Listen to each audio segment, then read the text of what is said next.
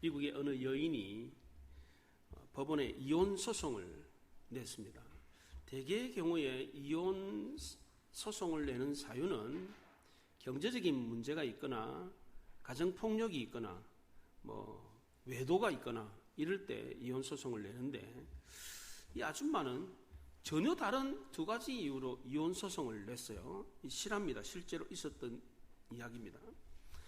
첫째, 나는 남편에게 밥하는 식모였지 아내가 아니었기 때문입니다. 둘째, 나는 아이들 밥 먹이고 기르는 보모였지 어머니가 아니었기 때문입니다. 같이 살기는 사는데 그냥 살았습니다. 남편과 대화하고 교제하며 사는 것이 아니라 그냥 살았습니다. 나는 식모도 아니고 보모도 아닙니다. 나는 아내이기를 원했고 어머니이기를 원했습니다. 그런데 나는 그렇지 못했습니다. 남편이 집에 오면 닭튀김을 해달라고 합니다. 그럼 내가 닭튀김을 해주면 남편은 그걸 먹으면서 미식축구를 보고 잠이 들었습니다. 그리고 다음날 아침에 출근을 했습니다. 남편과 아무런 대화가 없었습니다. 남편과 그냥 같이 살았을 뿐입니다. 그래서 나는 이혼하기로 결심했습니다. 실화입니다. 네. 그냥 지내는 것과 동행하며 지내는 것은 전혀 다른 의미입니다. 신앙생활도 마찬가지입니다.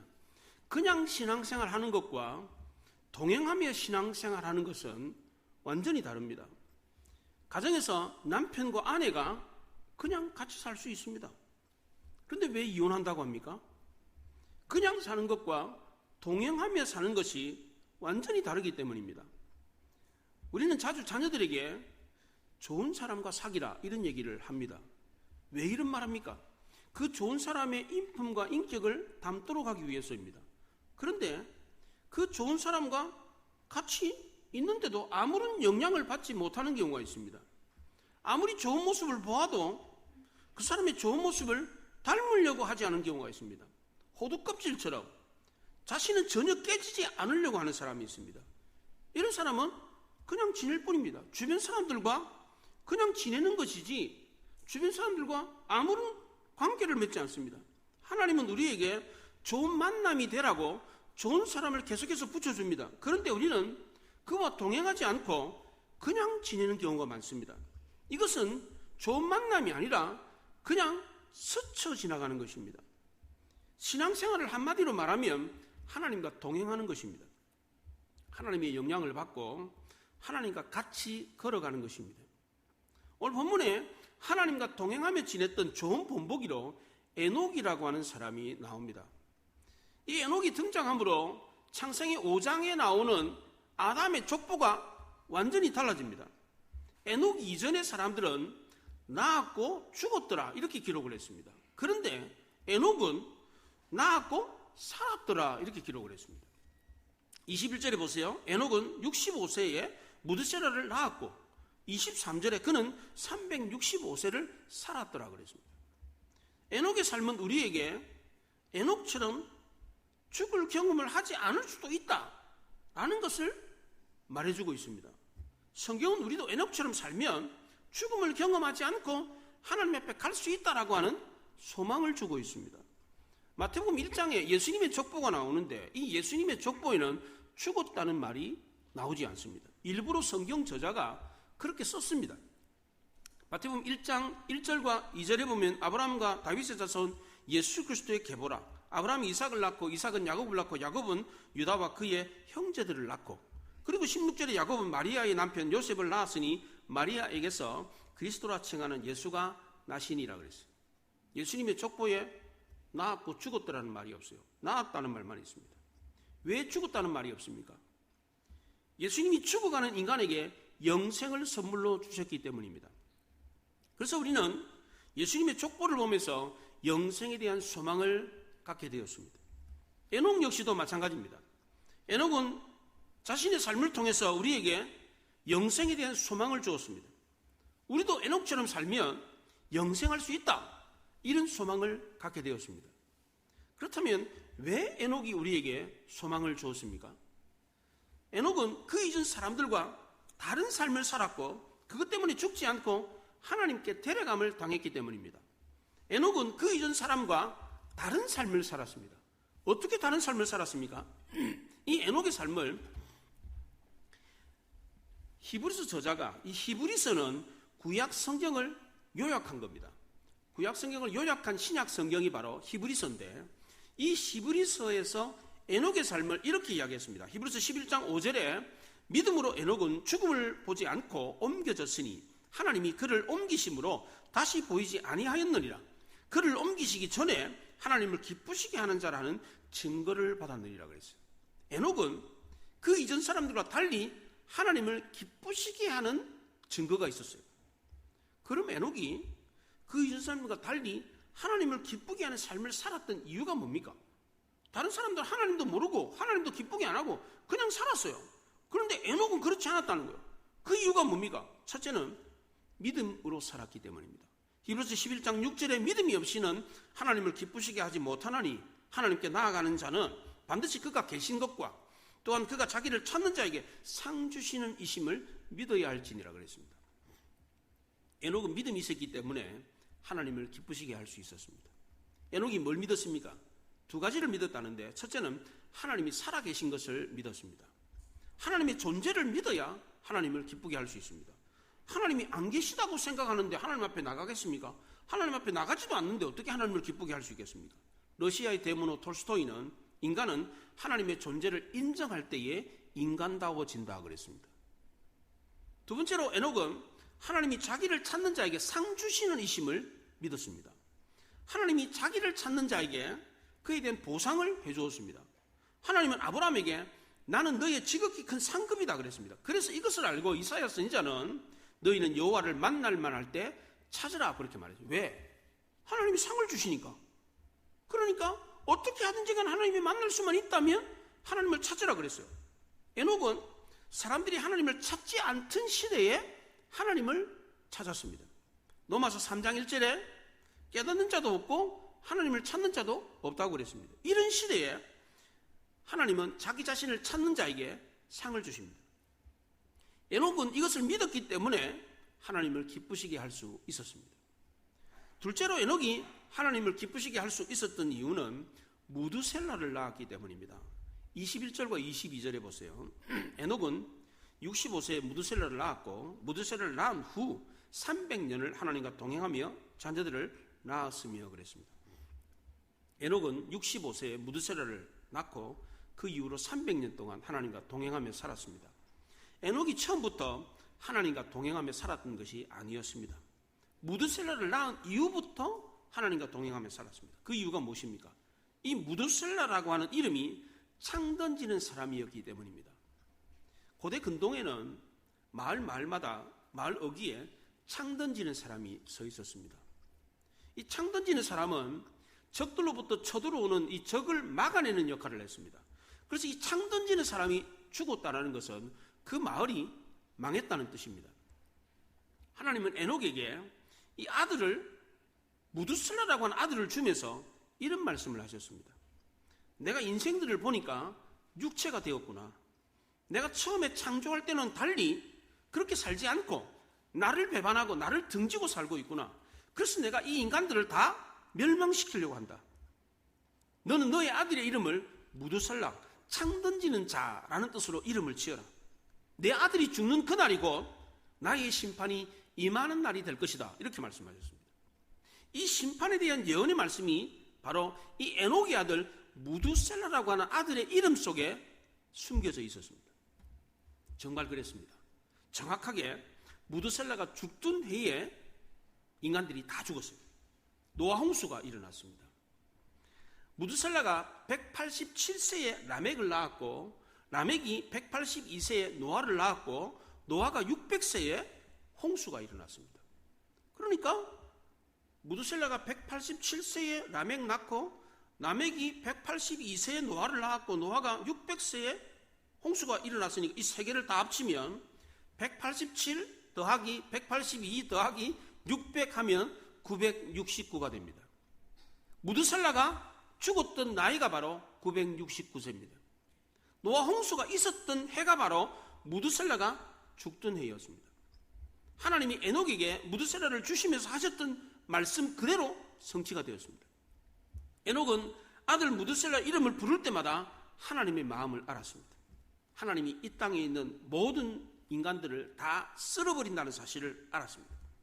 그래서 무드셀라를 낳기 전에는 그런 하나님의 마음을 몰랐습니다. 그래서 세상 사람들하고 똑같이 그저 그렇게 그냥 살았어요. 그냥 살았어요. 그런데 하나님이 자기 아들의 이름을 무드셀라, 창 던지는 자, 이 아들이 죽으면 세상에 심판이 온다라는 것을 알려주고부터는 자기 인생이 완전히 달라졌습니다. 왜냐하면 하나님의 뜻을 알았기 때문입니다. 하나님이 이제 곧 있으면 세상을 심판할 거다라는 것을 알았기 때문에 세상 사람들하고 똑같은 인생을 살 수가 없었습니다. 에녹은 65세에 아들 무드셀라를 낳은 이후부터 하나님과 동행하는 삶을 살았습니다. 아들 무드셀라를 낳고부터 예언하기 시작했습니다. 이것을 유다서 1장 14절에 나옵니다. 이 에녹이 어떤 예언을 했는가? 유다서 1장 14절에 나오는데 이렇게 예언했어요. 보라, 주께서 수만의 거룩한 자와 함께 임하셨나니 이는 무엇 사람을 심판하사 모든 경건하지 않은 자가 경건하지 않게 행한 모든 경건하지 않은 일과 또 경건하지 않은 죄인들이 주를 거스려 한 모든 완악한 말로 말미암아 그를 정죄하려 하심이라고 했어요. 경건하지 않다라는 말을 4번이나 했어요. 경건하지 않은 이 인간을 하나님이 정죄하신다, 심판하실 거다라고 에녹이 예언을 했습니다.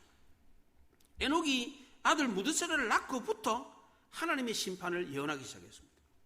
성경의 인물 가운데 가장 오래 산 사람이 누굽니까? 무드셀라였습니다. 969세. 성경에 나오는 인물 가운데 가장 오래 산 사람입니다. 그럼 왜 하필이 무드셀라가 제일 오래 살았습니까? 아담이 제일 오래 살 수도 있고 그잖아요. 그의 아들 셋이, 또 가인이 오래 살 수도 있잖아요. 예, 못된 놈이 오래 산다고 그러잖아요. 명은 길어가지고. 예. 그럴 수도 있잖아요. 그런데 왜 하필이면 무드셀라입니까? 이게 우연입니까, 이게? 그렇지 않습니다. 하나님이 심판을 끝까지 참고 연기했기 때문입니다. 무드셀라가 죽는 해에 홍수가 일어났기 때문입니다. 그래서 하나님은 어떻게 하든지 무드셀라가 죽지 않도록 그렇게 살려둔 거예요, 이렇게. 예. 그래서 무드셀라가 제일 오래 살았어요. 에녹 역시도 마찬가지였습니다. 마지막 하나님께 부름을 받는 그 순간까지 하나님께 이 인류를 구원해달라고 기도를 했습니다. 에녹이 이처럼 에녹이 하나님의 뜻을 알고 하나님의 마음을 알면서 살았는데, 이처럼 에녹이 하나님과 동행하며 살았던 이유가 뭡니까? 라이놀드 리버라고 하는 유명한 신학자가 있어요. 이 사람은 하나님의 심판을 알았기 때문이다라고 했습니다. 현대인들이 왜 부도덕합니까? 여기에 대한 답도 역시 마찬가지입니다. 현대인들이 왜 부도덕하게 사느냐? 하나님의 심판을 알지 못하기 때문입니다. 하나님이 일생을 결산할 때가 있다, 이 사실을 모르기 때문에 자기 마음대로 사는 거예요. 그냥 자기가 벌 받을 걸 알면 함부로 죄 짓겠습니까? 죄 못 짓죠. 그런데 인생들이 이렇게 부도덕하고 자기 마음대로 인생을 사는, 타락하는 이유는 하나님의 심판이 있는 줄 모르기 때문입니다. 에녹 역시도 마찬가지였습니다. 65세 전까지는 에녹도 세상 사람들하고 똑같이 그렇게 살았어요. 다를 바 없이 죄짓고 범죄하고 아무런 양심의 꺼리낌도 없이 그렇게 그냥 타락하면서 살았습니다. 왜냐하면 하나님의 심판을 몰랐기 때문입니다. 그런데 65세에 하나님이 주신 아들 무드셀라를 낳고부터는 그의 인생이 완전히 달라졌습니다. 왜냐하면 이 무드셀라는 평범한 아들이 아니었기 때문입니다. 하나님은 이 무드셀라를 통해서 세상을 심판하겠다는 메시지를 알려주셨기 때문입니다. 다이너마이트를 만들어서 일약 부자가 된 사람이 있습니다. 노벨입니다. 노벨 아시죠, 여러분들? 이 노벨은 다이너마이트를 만들면서 이런 생각을 했습니다. 기술은 가치 중립적이다. 내가 이 좋은 기술을 좋은 데 쓰면 되지 않느냐? 그러니까 폭탄 만들자. 그래서 폭탄을 만들었어요. 그래서 이 폭탄 팔아가지고 일약 부자가 됐습니다. 근데 이 사람이 어느 날 프랑스를 여행하다가 호텔에서 한 신문을 보다가 깜짝 놀랐어요. 그 신문 기사에 알베르 노벨 사망, 이게 신문기사에 또 대문짝만하게 뜬 거예요. 깜짝 놀랐습니다. 보듯이 자기는 살아있는데 살아있는 사람 보고 죽었다고 그러니까 이게 어떻게 된 겁니까? 오보였습니다. 근데 그날 밤 노벨이 잠을 잘 수가 없었습니다. 아, 나도 언젠가는 죽는구나. 나는 지금까지 살 것만 생각했는데 아, 내가 죽는구나. 내가 죽으면 사람들이 나에 대해서 뭐라고 그럴까? 나에 대해서 평가를 할 건데 저 사람 저거 다이너마이트 만들어가지고 많은 사람 죽이고 부자 돼가지고 죽었네. 이렇게 평가할 거다. 그러면 나는 역사의 죄인이 되는 거다. 그러면서 자기 삶을 한 번 더 심각하게 뒤돌아보게 됐어요. 그래서 노벨은 인류의 평화와 번영을 위해서 자기 돈을 의미 있는 데 써야 되겠다라고 생각을 했어요. 그래서 만든 게 노벨상이었습니다. 노벨은 자기의 죽음을 알게 되었을 때 인생을 바꾸기로 결심을 했습니다. 죽기 전에 자기 전 재산을 국가에 헌납하고 그 기금으로 노벨상을 만들었습니다. 노벨이 죽었다는 오보가 오히려 노벨을 다시 살게 했습니다. 노벨은 자신이 죽을 거라는 것을 알았고 죽으면 어떤 평가를 받는다라는 사실을, 이 평범한 진리를 알았기 때문에 세계 최고의 상을 만들 수 있었습니다. 우리도 마찬가지입니다. 우리도 죽으면 누군가 평가를 하잖아요.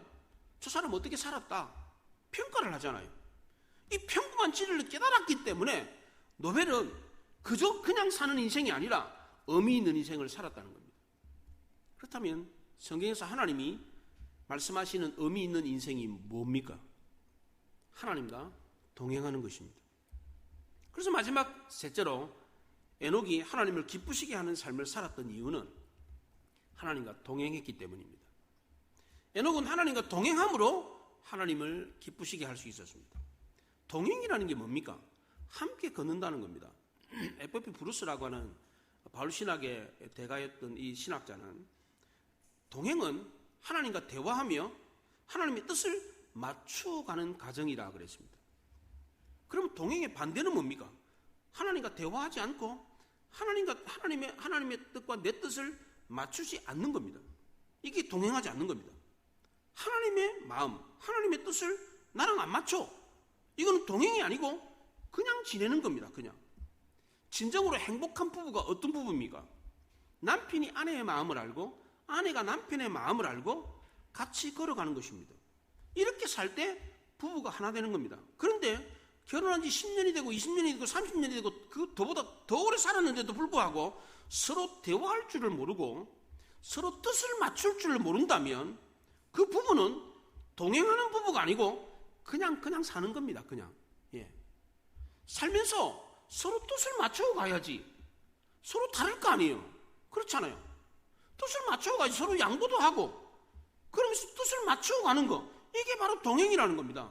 그런데 이게 아니고 니는 니대로 살고 나는 나대로 살래, 이렇게 살았다면 그건 동행이 아니고 그냥 같이 산 거예요. 그냥. 예. 우리는 어떤 사람을 평가할 때 그 사람의 업적이나 성과를 보고 평가하는 경우가 많습니다.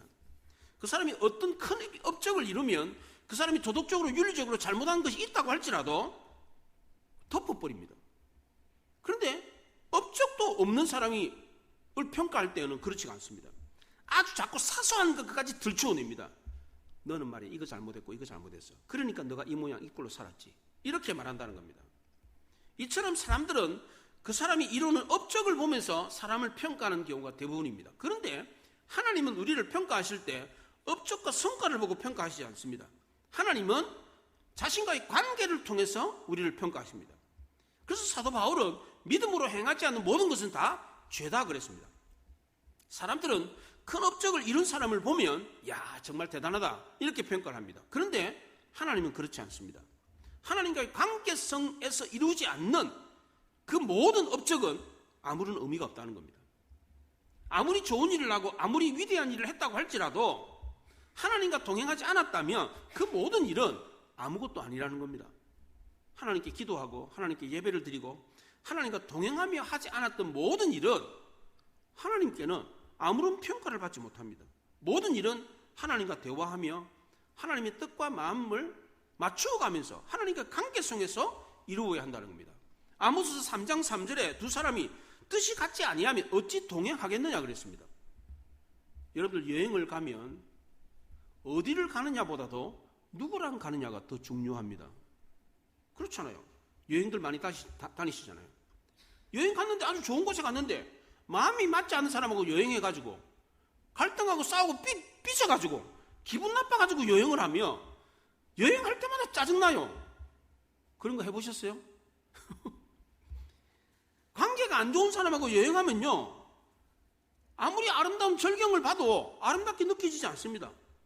그런데 마음이 맞는 사람하고 여행을 하면요, 볼 게 별로 없어도요, 그냥 좋아요. 그냥 좋아. 제가 대학 시절에는 새마을 데이트라는 게 있었습니다. 새마을 데이트 들어보셨나? 우리 때는 돈이 별로 없었어요. 그래서 뭐 커피숍에 가서 커피 마시고 뭐 음식 먹고 이런 거 사치였습니다. 사치. 그래서 그냥 둘이서 그냥 손잡고 걷는 거예요. 그게 데이트였습니다. 그게 새마을 데이트예요. 그냥 애인하고 그냥 걷기만 해도 좋았어요. 그냥. 예. 그래서 저도 여기 종로에서 저기 자문 고개까지 그 CC 본부가 있거든요. 거기까지 걸어 올라갔어요. 집사람하고. 왜 그랬나 몰라, 그거를. 지금 걸으라 그러면 안 걷지. 그때는 그렇게 그냥 걸어 다녔어요. 버스 타고 가도 되는데. 그냥 걸었어요, 그냥 그렇게. 마음이 맞으면 어디를 가든 그냥 즐거운 겁니다. 기도할 때도 하나님과 동행하며 기도해야 됩니다. 하나님과 동행하지 않는 기도는 하늘에 닿지 않습니다. 잠언서 28장에 사람이 귀를 돌려 율법을 듣지 아니하면 그의 기도는 가증하니라 그랬습니다. 하나님과 동행하지 않는 기도, 하나님은 가증스러운 기도다 그랬어요. 하나님의 뜻과 마음과 합하지 않는 기도는 울림이 없는 기도입니다. 메아리가 없습니다. 이거는 하나님의 뜻에 맞추는 게 내 뜻에 맞춰. 하나님 내 뜻대로 해주세요. 고집을 부리는 겁니다. 이거는. 그러니까 이런 기도는 응답을 못 받습니다. 동행은 나를 앞세우는 것이 아니라 하나님의 말씀과 뜻을 앞세우는 겁니다. 동행은 하나님 마음에 맞추어 가는 것입니다. 부부가 서로 동행하는 것은 상대방의 뜻에 맞추어 가는 겁니다. 그러면서 사는 거예요. 예. 저도 좀 맞췄죠. 처음 살았을 때 그 화장실에 가면 치약을 갖다가 아무 때나 이렇게 짜요, 우리 집 사람은. 그러면 나는 막 뒤에서 짝짝가지고 밀어 올려요. 그걸 1년을 했어요. 1년을 했는데도 또 들어가면 쭉 짜졌어요. 그냥 포기했어요. 포기했어요. 그냥 살아요. 맞추고 가는 거예요. 그냥 뭐 뒤에서 짜든 뭐 중간에 짜든 그 무슨 문제가 있어요. 예. 맞추고 가는 겁니다. 그거 못 맞추면 같이 못 삽니다. 열받아가지고. 예. 잔소리를 그렇게 했는데도 안 듣잖아요. 열받아서 못 살아요. 근데 그거 맞추면 되는 거지. 그렇잖아요? 동행이 바로 그런 겁니다. 상대방의 마음에 맞추어 가는 겁니다. 근데 하나님이 자기 마음에 맞추었던 이 에녹에게 놀라운 복을 줬습니다. 에녹이 받았던 복이 뭡니까? 첫째는 죽지 않는 복이었습니다. 23절에 보면 그는 365세를 살았더라 라고 했습니다. 살았더라는 말만 있고 죽었더라는 말이 없습니다. 왜 그렇습니까? 하나님이 그를 데려가셨기 때문입니다. 성경의 인물 가운데 에녹은 죽지 않고 하늘나라로 직접 갔습니다. 에녹은 하나님과 동행하는 사람이었는데 하나님과 동행하는 사람은 죽지 않고 영원히 산다. 이거를 우리에게 보여주었습니다. 예수님은 나는 부활이요 생명인 나를 믿는 자는 죽지 아니하리라 그랬습니다. 하나님과 동행하는 사람의 특징이 뭐냐? 영원히 산다는 겁니다. 창세기 5장은 다 죽는 사람의 역사입니다. 그런데 유일하게 에녹만은 사는 역사였습니다. 달랐습니다. 죽는 사람이 아니라 영원히 사는 사람으로 기록됐습니다. 왜 그렇습니까? 에녹만이 생명 되신 하나님과 동행했기 때문입니다. 묘비에 뭐라고 씁니까? 여러분들은 이제 산소에 가시잖아요. 산소에 가면은 그 묘비에 뭐라고 써 있습니까? 맨날 며칠 태어나서 맨날 며칠 죽었다. 뭐 자부는 누구고 자식은 누구고 누구 이렇게 쫙 이름을 써놨어요. 어떤 묘비에는 행적을 써놨어요. 이 사람 박사학위를 받았고 무슨 뭐 했고 이거까지 적어놓은 묘비가 있어요. 적어놔 봤자지. 죽었더라. 그 한마디에 모든 것이 다 묻혀버리는 겁니다. 그래서 모든 인간은 허물을 느낄 수밖에 없습니다. 그러나 이 허물을 극복할 수 있게 해주는 것이 있습니다. 그것이 뭡니까? 영원히 사는 겁니다. 에녹은 이 놀라운 복을 받았습니다. 하나님이 에녹을 저 천국으로 데려감으로써 에녹은 인생의 허물을 극복했습니다. 우리도 에녹처럼 살면 이 인생의 허물을 극복할 수 있습니다. 창세기 5장에 나오는 사람들은 거의 대부분 다 900세 이상 살았어요. 1000살 가까이 살았습니다. 아담은 930세를 살았습니다. 무드셀라가 969세를 살았어요. 근데 에녹은 몇 살 살았어요? 365세 살았어요. 그래서 이걸 보고 어떤 사람은 하나님과 동행하면서 살면 인생을 짧게 살다가 가는구나 이렇게 생각하는 사람이 있어요. 근데 이 성경을 잘못 오해한 겁니다. 우리 인생은 얼마나 오래 사느냐가 중요한 것이 아니라 어떻게 질 높은 인생을 살았느냐, 어떻게 의미 있는 인생을 살았느냐, 이게 더 중요합니다. 의미 없이 오래 사는 것보다 하루를 살더라도 의미 있게 인생을 사는 것이 더 중요하다는 겁니다. 둘째로 에녹이 받았던 복은 인생의 의미를 발견한 것이었습니다. 에녹이 인생의 의미를 발견한 것은 그가 하나님을 믿었기 때문입니다. 에녹은 톨스토이가 말한 것처럼 하나님의 존재를 인정하고 살았기 때문에 인생의 의미를 발견했습니다. 두 번째로 에녹이 인생의 의미를 발견한 것은 아들 무드셀러를 낳았기 때문입니다. 에녹은 하나님의 심판을 알았기 때문에 인생을 의미 있게 살았습니다. 에녹은 처음부터 인생의 의미를 발견하고 그렇게 살았던 사람이 아니었습니다. 하나님이 에녹에게 아들 무드셀러를 주시면서부터 심판의 날을 알았기 때문에 그래서 인생을 의미 있게 살았습니다. 노벨이 왜 노벨상을 만들었습니까? 자신이 죽음을 깨달았기 때문입니다. 우리도 마찬가지입니다. 우리에게 죽는 날이 있다는 것을 알 때에 우리는 인생을 의미 있게 살 수 있습니다. 우리가 영원히 산다면 오늘 안 하면 내일 하면 되지 뭐 내일 안 했으면 모레 하면 되지 영원히 살 건데 뭐 의미 있는 인생 저 사람 도와주는 거 나중에 하면 되지 이렇게 살 수 있잖아요. 그런데 우리는 죽을 날이 가까워지고 있어요. 그러니까 빨리 좋은 일 안 하면 할 수 없는 거예요. 그러니까 의미 있는 인생을 하루하루 살아가야 되는 거예요. 이게 노벨에게 신문 오도가 있었던 것처럼 우리에게도 에녹처럼 무드셀러가 있습니다. 인생의 의미를 깨닫게 해주는 것이 있습니다. 그것이 자녀일 수도 있고 경제적인 문제일 수도 있고 육체적인 질병일 수도 있습니다. 내가 죽는구나, 내가 이렇게 인생을 마감하는구나, 이 사실을 깨닫게 해주는 것이 있습니다. 하나님은 우리로 하여금 인생의 의미를 깨닫게 해주시는 것을 줍니다. 하나님은 오늘도 말씀을 통해서 우리에게 이것을 깨닫도록 해주십니다. 그러므로 우리도 에녹처럼 노벨처럼 하나님이 깨닫게 하실 때 깨달아야 합니다. 그래야 우리 인생을 의미 있게 살 수 있습니다. 또 하나 에녹이 마지막 하나님이 부르시는 그날까지 의미 있는 인생을 살 수 있었던 이유는 하나님과 동행하며 살았기 때문입니다. 우리가 인생을 그냥 그렇게 살 수 있습니다. 그렇잖아요. 70, 80 그냥 살면 되지 그냥 밥 먹고 살면 되지 그렇게 살 수 있습니다. 부부가 그냥 한 집에서 그냥 살 수 있습니다. 하지만 하나님은 우리가 그냥 그렇게 살기를 원하시지 않습니다. 하나님 우리랑 동행하기를 원하십니다. 남편과 아내도 그냥 지내기보다는 동행하며 지내기를 원합니다. 그렇잖아요. 그 밥만 먹고 사는 남편, 밥만 먹고 같이 지내는 아내가 아니라 정말 서로의 마음을 맞춰가며 행복하게 살기를 원하잖아요. 그렇잖아요. 부부가 같이 살면서 그냥 그렇게 그냥 밥만 먹고 사는 그런 부부로 살기를 원하는 부부가 어디 있습니까? 그렇잖아요. 그것처럼 하나님과 우리 사이도 마찬가지입니다. 하나님은 우리가 그저 그렇게 살기를 원하시지 않습니다. 같이 동행하며 살기를 원하십니다. 우리도 인생을 그저 그렇게 그냥 아무런 의미 없이 살아서는 안 되는 겁니다. 우리도 성경의 인물들처럼 의미 있게 인생을 살아야 합니다. 이렇게 의미 있게 살려면 반드시 하나님과 동행해야 합니다. 왜냐하면 인간은 하나님과 동행해야 할 때만이 인생의 의미를 깨닫기 때문입니다. 톨스토이가 말한 것처럼 인간은 하나님의 존재를 인정해야만이 인간다워지기 때문입니다. 에녹은 성경의 인물 가운데 가장 행복한 사람이었습니다. 왜냐하면 하나님의 뜻을 알았고 하나님과 동행하며 살았기 때문입니다. 왜 자기가 이 땅에 태어났는지 그걸 알았기 때문입니다. 에녹은 그 결과로 어느 누구도 경험하지 못했던 살아서 저 천국에 가는 놀라운 복을 받았습니다. 우리는 이 땅을 그냥 그저 그렇게 살 수 있습니다. 70년, 80년, 아니 100년을 살 수도 있습니다. 그러나 우리는 이 땅에 몇 년 사는 것보다 어떻게 사느냐가 더 중요한 것입니다. 인생의 의미가 있어야 된다는 겁니다. 신앙생활도 역시 마찬가지입니다. 나는 30년 신앙생활 했어. 나는 모태신앙이야. 나는 50년, 70년 신앙생활 했어. 이거 아무런 의미가 없습니다. 이거보다 더 중요한 것은 단 하루를 신앙생활 하더라도 의미 있는 신앙생활을 해야 한다는 것입니다. 왜 하나님이 나를 이 땅에 태어나게 했었을까? 왜 나를 하나님이 이 교회에 보내주셨을까? 하나님이 나를 왜 이 가정에 보냈을까? 왜 하나님이 이런 마누라를 만나고 이런 남편을 만나게 하셨는가?